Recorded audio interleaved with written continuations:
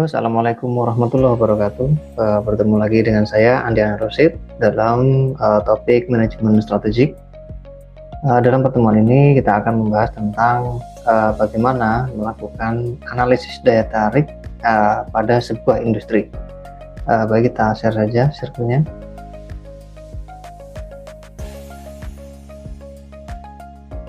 Baik, analisis daya tarik industri. Sebagai pembukaan, tentu kita mengetahui bahwa setiap perusahaan pasti bermain dalam sebuah lingkungan industri atau pasar tertentu yang memiliki pemain-pemain yang sama, di mana mereka saling bersaing satu sama lain dengan segala keunggulan dan kelemahan yang mereka miliki. Kondisi industri mereka bermain ini juga dipengaruhi oleh beberapa faktor, yaitu lingkungan eksternal makro dan mikro. Kemudian kombinasi dari kondisi industri dan juga keunggulan dan kelemahan perusahaan itu akan menjadi penilaian bagaimana dan di mana posisi daya saing perusahaan itu dalam sebuah pasar atau industri tertentu. Nah, alatnya itu menggunakan metrik daya tarik industri atau MDTI. Dalam konteks yang lebih luas, data penilaian MDTI dari beberapa perusahaan ini bisa menjadi sebuah alat ukur dan prediksi bagi keberlanjutan perusahaan atau industri dalam skala besar. Oleh karena itu, tidak jarang alat ini digunakan sebagai alat untuk menentukan kebijakan dalam industri tertentu. MDTI yang sering digunakan itu adalah General Electric atau GE McKinsey 9-box metric. Ini sesuai dengan perusahaan pencipta dari matriks ini. Matriks ini itu mengeksplor, mengukur faktor-faktor penentu kekuatan bisnis dan faktor penentu daya tarik industri pada spesifik industri tertentu. Jadi tergantung pada industri apa yang akan diteliti, tentu akan memiliki karakteristik yang khusus yang tidak dimiliki oleh industri lainnya. Nah, kita bisa lihat bagian matriks di bawah ini bahwa secara umum matriks ini akan menilai seberapa menarik sebuah industri dan mengukur seberapa kuat posisi perusahaan tertentu itu. Jadi tadi itu ya, metrik ini bisa mengetahui perusahaan ini berada di posisi mana dalam sebuah kancah industri. Dan selain itu, GE McKinsey 9-box matrix ini juga menawarkan beberapa alternatif generik yang bisa digunakan oleh perusahaan-perusahaan tergantung bagaimana penilaian mereka pada kekuatan bisnisnya dan juga pada daya tarik industri tertentu. Nah, kita akan mulai saja. Matriks ini kan dimulai dengan mengeksplorasi faktor penentu kekuatan bisnis dan juga faktor penentu daya tarik industri. Sebelum melakukan proses penilaian ini, para peneliti atau para penulis itu harus berdasar mengetahui basic teorinya dan juga diperkuat dengan hasil riset-riset pada spesifik industri tertentu ya. Kemudian melakukan interview pada pelaku usahanya atau melakukan FGD pada skala lebih besar pada langsung beberapa pengusaha. Nah, dalam hal ini kita tidak bisa langsung menggunakan teori dari MDTI di mana kekuatan bisnis itu faktornya A, B, C, D sampai 10, itu tidak bisa langsung diaplikasikan, tapi harus berdasarkan juga hasil riset dan wawancara kepada para pelaku industri tertentu itu. Mana saja yang menjadi faktor kekuatan bisnis dan mana saja yang menjadi penentu daya tarik industri pada sebuah industri tertentu ya. Kita ambil contoh pada faktor penentu kekuatan bisnis di industri retail atau pedagang eceran dan industri penggilingan padi tentu memiliki faktor penentu yang berbeda-beda, meskipun pada satu lain hal itu akan terdapat kesamaan, tapi karena karakteristiknya berbeda, maka faktor penentu kekuatan bisnisnya tentunya akan berbeda. Untuk industri retail misalnya, industri pengecer ya, kayak minimarket itu, yang menjadi faktor penentu kekuatan bisnis itu diutamakan adalah lokasi yang strategis, kemudian harga produk yang bersaing, kemudian di bawahnya itu ada varian produk, layanan e-money-nya tersedia, tidak hanya atau cashless ya, tidak hanya menggunakan uang tunai. Kemudian selanjutnya loyalitas merek dan beberapa aspek lainnya berdasarkan hasil riset dan juga wawancara yang ada. Nah, di industri penggilingan padi, lokasi strategis itu tidak terlalu penting karena justru mereka bisa tempatkan di tempat mana saja, misalnya semacam itu. Tapi yang paling penting menurut mereka adalah jaringan bahan baku, teknologi pabriknya, jaringan pemasaran produk berasnya, kualitas produk berasnya, perputaran uang tunai, dan hal-hal yang lainnya. Nah, mungkin di sini ada beberapa hal yang mirip, misalnya varian produk dengan kualitas produk, kemudian perputaran uang tunai di sini mungkin belum ada, tapi di nomor 6, 7, dan lainnya mungkin akan muncul faktor-faktor yang hampir sama. Begitu juga dengan faktor penentu daya tarik industrinya. Jadi untuk industri retail, faktor penentu daya tariknya itu adalah profitabilitas industri, kemudian daya beli masyarakat ya jelas, misalnya, kemudian keragaman pasar, struktur persaingan, dan lain sebagainya. Misalnya kita ambil konsep spesifik tentang keragaman pasar atau daya beli masyarakat ya. Ini masih bersinggungan dengan keragaman pasar. Ketika daya beli masyarakat meningkat, tentu mereka kecenderungannya akan membeli barang-barang yang dipajang atau yang berada di minimarket itu, tidak di pasar-pasar tradisional. Berbeda dengan kita tarik ke industri penggilingan padi. Nomor 1 sama profitabilitas industri, kemudian justru tadi terkait dengan daya beli masyarakat tidak terlalu berpengaruh. Kenapa? Karena ya harga beras itu ada patokan harganya dan memiliki range yang seperti itu juga. Kemudian mampu, kecenderungannya bahasa sederhananya, mampu nggak mau mampu, mereka harus beli karena beras adalah makanan pokok. Nah, tapi yang dianggap penting nomor 2 adalah penetapan harga.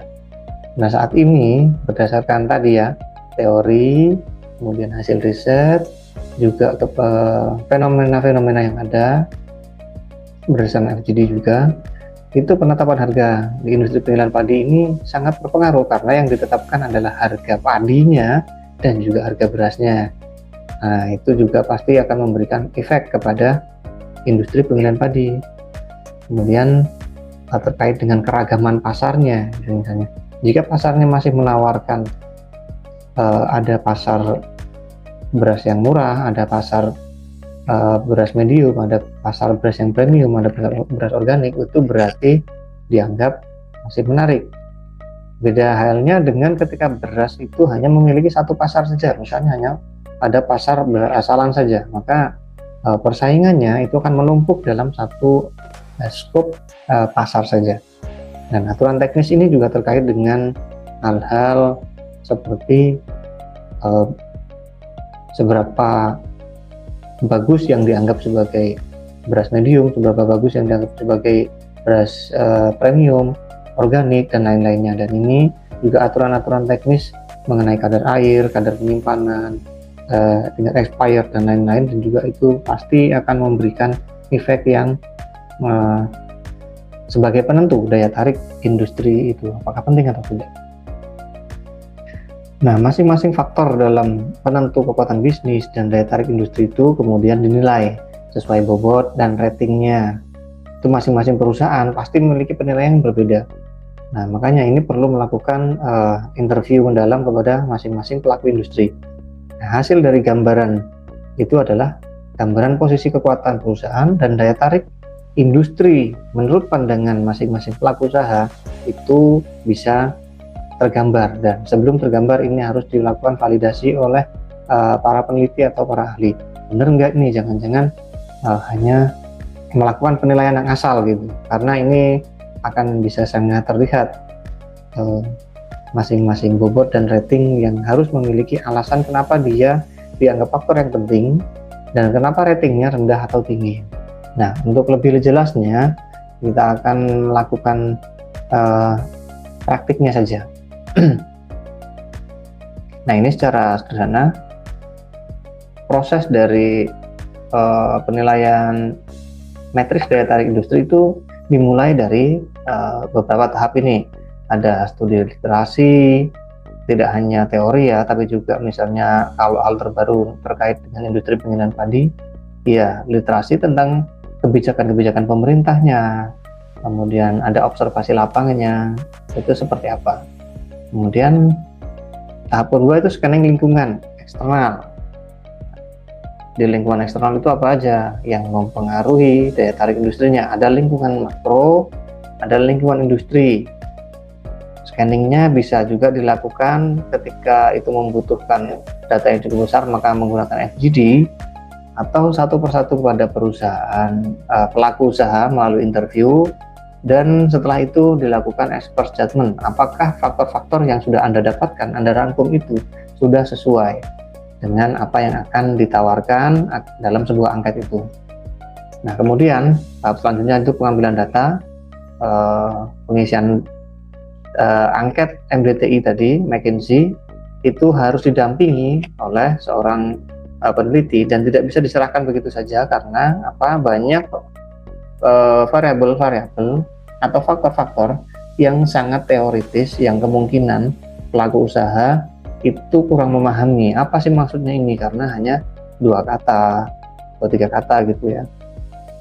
Dan untuk masing-masing faktor dan juga definisinya nanti akan saya lampirkan dalam bentuk format Excel dan terlampir dalam deskripsi. Dan tahap terakhir selanjutnya yaitu tahap analisis data beserta deskripsi respondennya.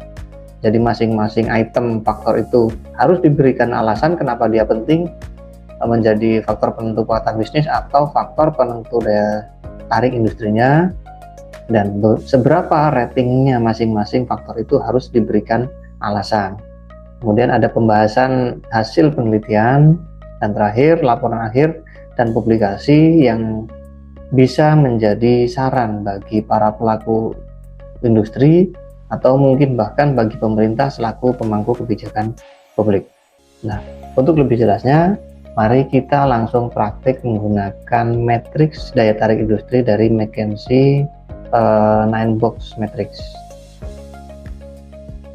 Untuk praktek dari metrik daya tarik industri atau analisis daya tarik industri ya MDTI, secara sederhana itu bisa digambarkan dalam sebuah gambar berikut ini, di mana garis horizontal itu menjelaskan tentang kekuatan bisnis yang dimiliki oleh masing-masing perusahaan dengan beberapa ukuran tertentu. Apa saja yang menjadi ukuran kekuatan bisnis tadi sudah dijelaskan, dan di garis vertikal itu tentang gambaran daya tarik industri oleh masing-masing pengusaha itu sendiri.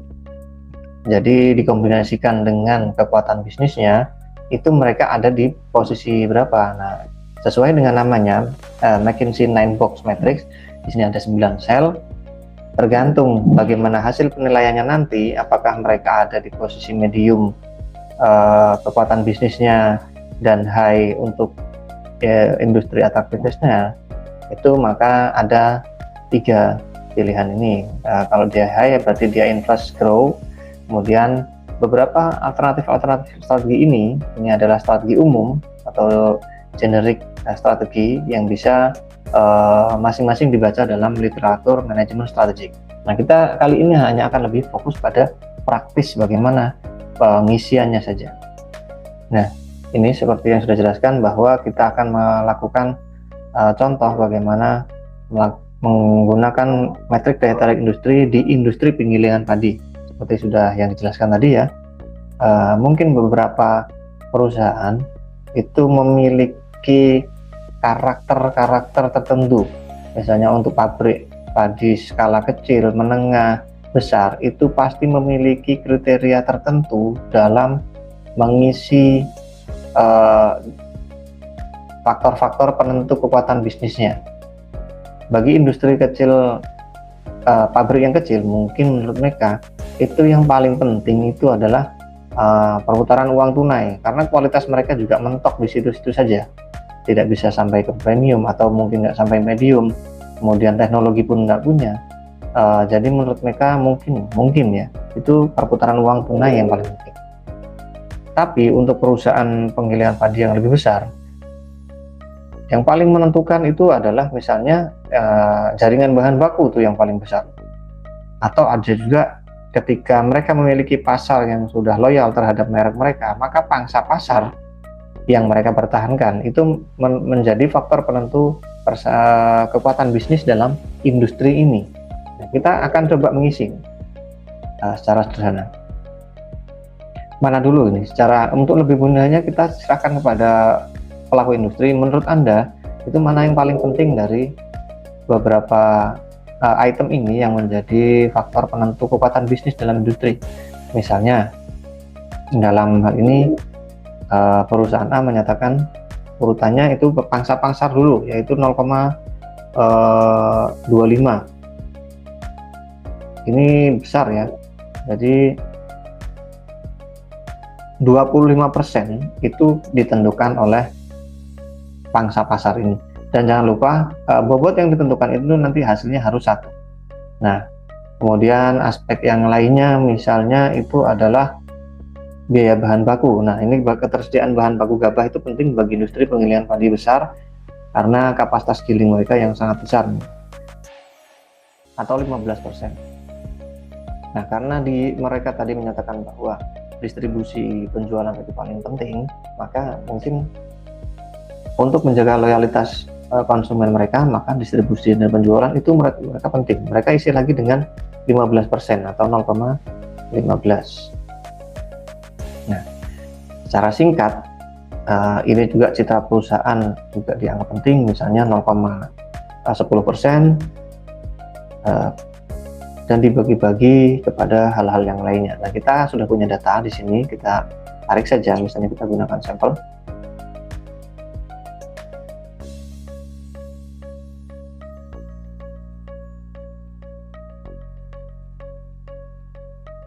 Ternyata tidak bisa, jadi kita ketik manual ya. Kita pakai ini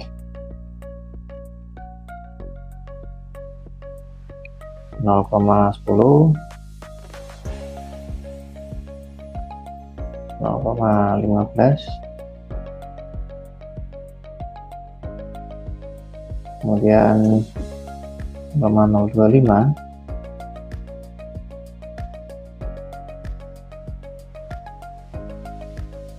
nah, bagi beberapa perusahaan ada faktor yang dianggap nggak penting sama sekali ya.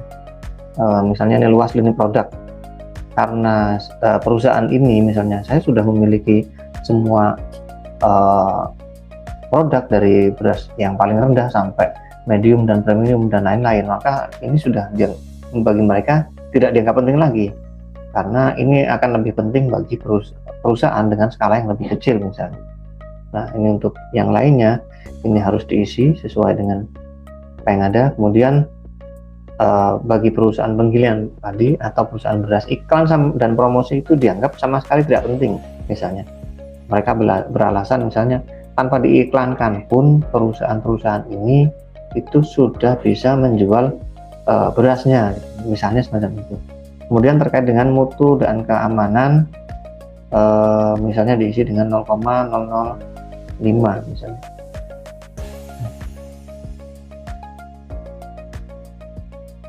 Nah, 0,05. Jadi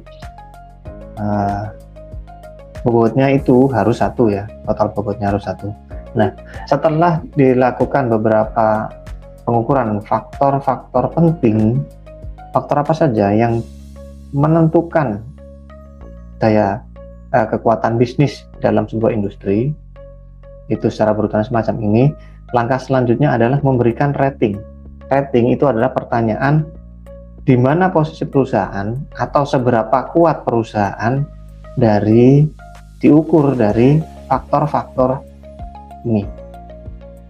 Nah, misalnya perusahaan tadi itu kan kita bisa mengurutkan dari pangsa pasar gitu misalnya. Menurut Anda perusahaan Anda ini ada di level mana? Nah, ratingnya adalah 1 sampai 5.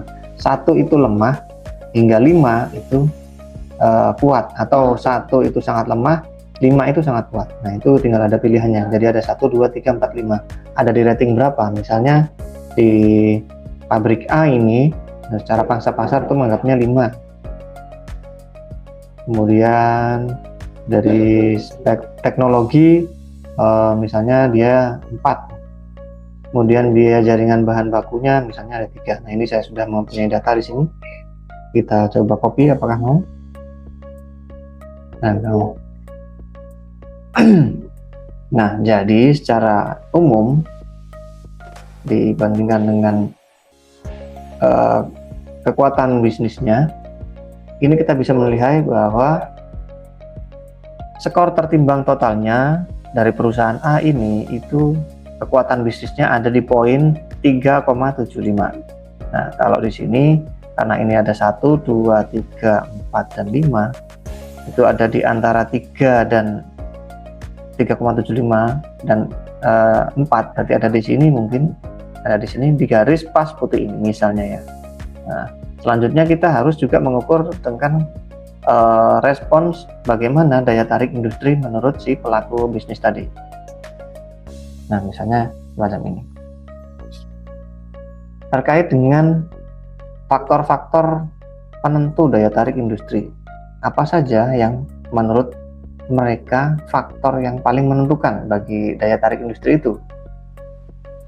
Menurut perusahaan ini, karena sekarang kondisinya itu dan beras juga tidak bisa pernah lepas dari faktor penentuan harga, maka aspek penentuan harga ini dianggap penting.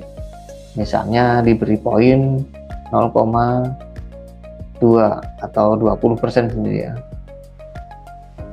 Kemudian menawarkan hal yang lainnya masih juga berkaitan dengan penetapan harga, itu aturan-aturan teknis terkait produk-produk makanan. Dan di sini ada 20% juga yang dianggap penting, yaitu aturan teknis atau 20% ya.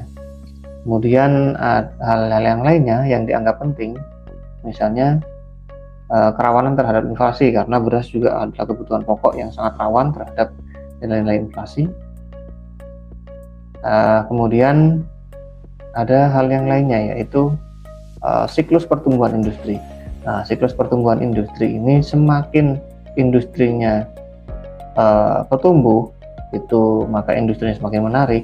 Kemudian ketika industrinya semakin menurun, dianggap menurun ya, dengan faktor-faktor penentu siklus industrinya, itu maka dianggap semakin tidak menarik. Nah, maka siklus pertumbuhan industri ini dianggap sebagai penentu daya tarik industri. Misalnya diisi dengan 0,15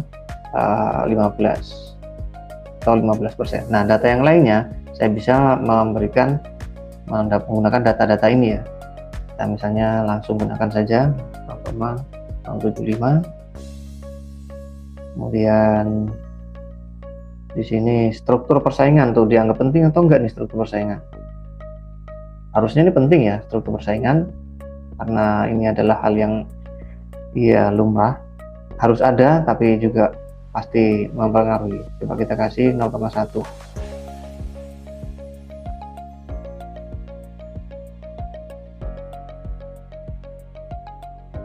Oh, ini salah.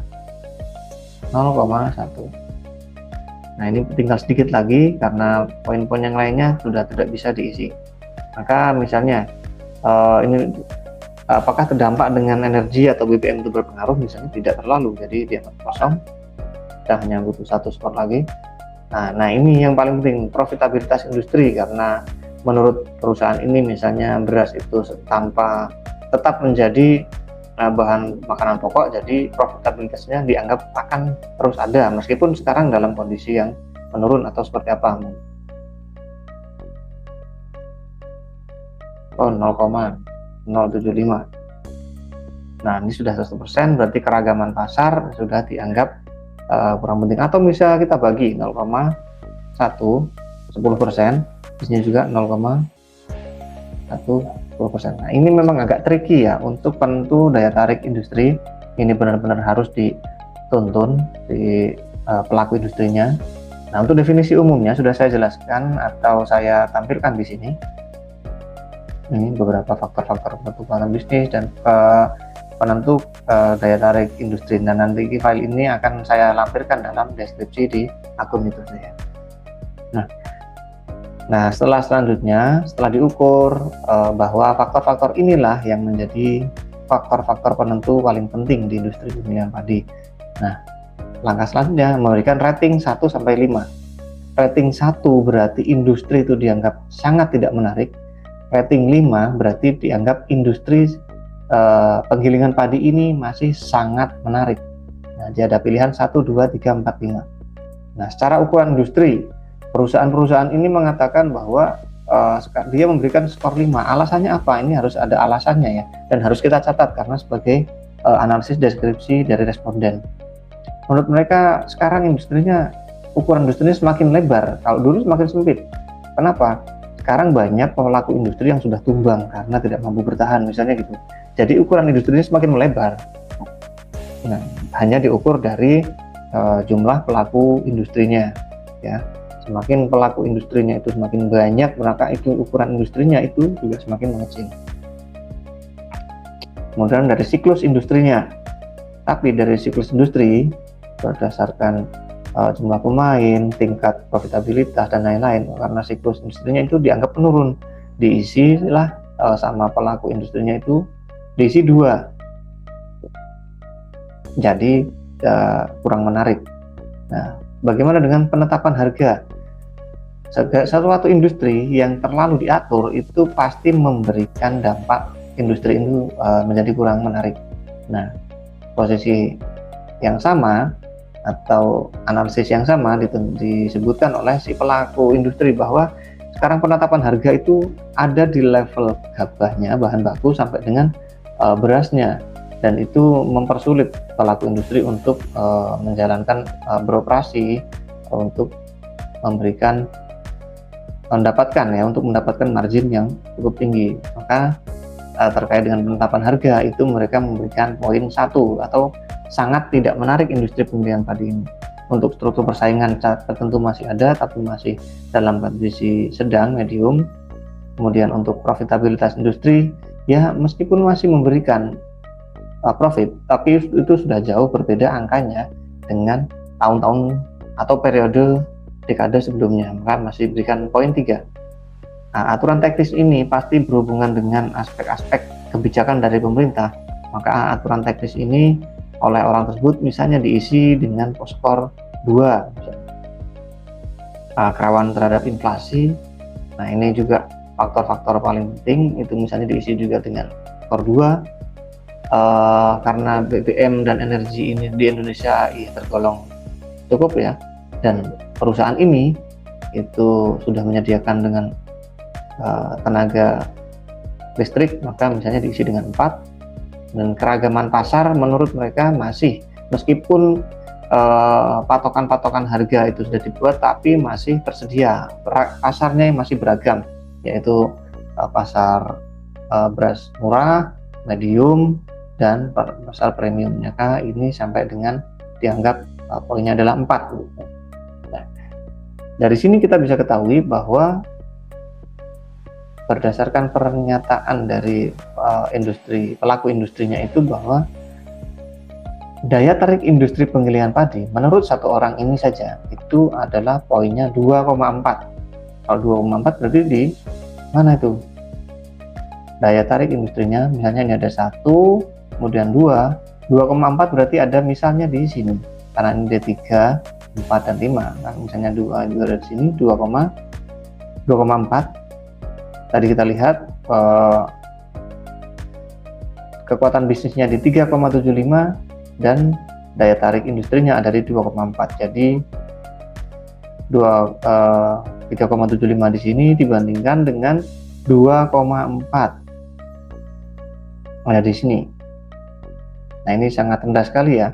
Maka titiknya, misalnya kita temukan titiknya ada di sini. Kita bisa bikin gambar mungkin. Nah, ini bisa bikin gambar. Nah, mungkin titiknya ada di sini. 1, 2, oh ya di atas ya, bukan di sini. Mungkin ada di sini, misalnya ada di sini. Dalam kondisi ini, maka kita bisa menyarankan bahwa bagi perusahaan yang memiliki kekuatan bisnis yang medium menuju tinggi, misalnya di sini, tapi penilaian daya tariknya itu rendah, cukup rendah, maka kita hanya bisa menyarankan bahwa perusahaan hanya harus bisa secara selektif menghasilkan laba dengan sangat hati-hati. Dalam poin ini juga sangat tidak disarankan untuk melakukan investasi. Nah, investasi itu hanya berada di 3 titik hijau ini saja. Ketika perusahaan memiliki kekuatan yang medium, tapi daya tarik industrinya masih tinggi, dan investasi yang besar ini hijau hanya mampu ditentukan oleh ketika daya tarik industrinya itu masih sangat tinggi. Jadi ketika daya tarik industrinya itu rendah, tidak disarankan lagi untuk melakukan investasi, ataupun ada selective earning juga selective investment, bisa melakukan investasi yang selektif dan sangat tidak yang krusial dan hal-hal yang tidak begitu mahal misalnya. Nah, untuk beberapa teori itu menyatakan ada beberapa 3 aspek makro yang di luar jangkauan dari perusahaan itu sendiri, yaitu aspek sosial, lingkungan, dan hukum perundang-undangan. Nah, jika ini ingin digunakan, hanya bisa diisi dengan kriteria go dan no go. Misalnya, industri penggilingan padi itu diukur dari aspek sosial, bagaimana aspek sosial itu, sosial kemasyarakatan, aspek tenaga kerjaan, dan lain-lain. Oke, masih bisa go karena industri penggilingan padi adalah salah satu industri yang padat karya. Kemudian dari aspek lingkungan, apakah masih menimbulkan dampak-dampak lingkungan, misalnya limbah dan lain-lain gitu. Nah, untuk penggilingan padi ini tidak memiliki limbah yang berbahaya seperti aspek kimia, mungkin hanya debu atau mungkin suara yang masih bisa ditolerir.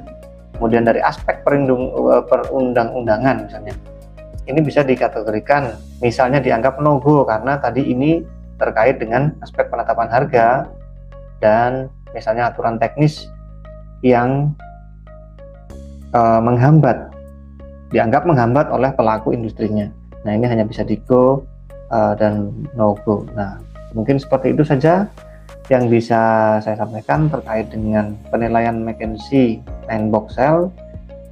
Kesimpulannya adalah bahwa setiap pelaku industri itu pasti memiliki penilaian yang berbeda-beda.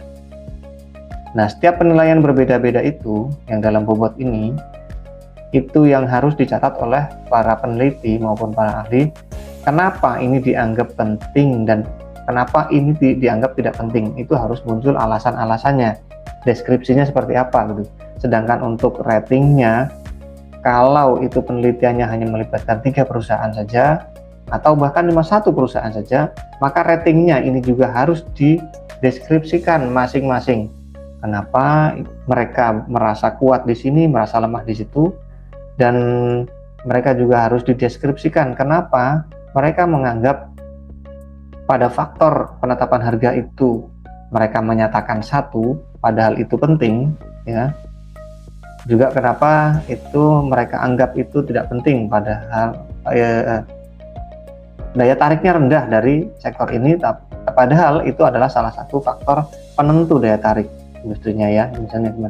Nah, itu yang harus dikali dan deskripsinya harus dicatat dan dikaji ulang bersama para ahli.